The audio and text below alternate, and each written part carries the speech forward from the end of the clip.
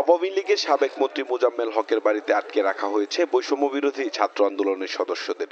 এমন খবরে শুক্রবার সন্ধ্যার পর ওই বাড়িতে হামলা চালায় বিক্ষুব্ধ ছাত্র জনতা।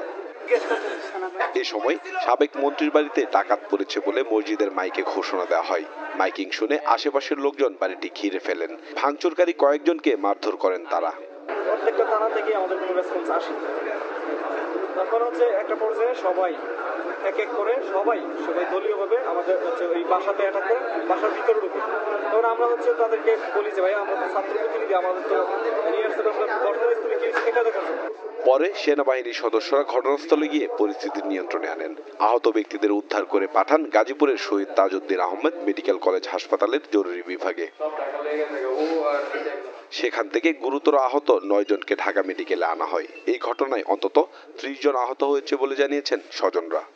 মসজিদে মাইকিং করে বলা হয়েছে যে রাসেলের লোক এবং আপনার মোজাম্মেলের লোক ওনাদের ডাকা হয়েছে, জাহাঙ্গীরের লোক ওনাদের ডাকা হয়েছে। ঢুকানোর পর ওদেরকে এলোপাথারি কোপ এবং মসজিদের ভিতরে নিয়ে পর্যন্ত মারছে। ভাই আমরা ছাত্র, আপনারা ওরা ভিতরে হামলা করছে, আপনারা আসেন, আসলে আমরা একসাথে যাই, এই কথা বললে ওদেরকে মোজাম্মেল হকের বাসার ভিতরে ঢুকাইছে। যাই দেখি আসলে আমাদের ছোট ভাই ওই হাসপাতাল ভর্তি অবস্থা খুব করণীয়। ওরে কে বা কারা মনে করেন যে কোবাইছে পিটাইছে। মুমূর্ষু অবস্থায় আমি 2-4 জনকে দেখেছি। এর মধ্যে আমার নিজের ছোট ভাই আছে, আমার কাজিন আছে, চাচাতো ভাই, আমার এলাকার আরো ছোট ভাইরা আছে।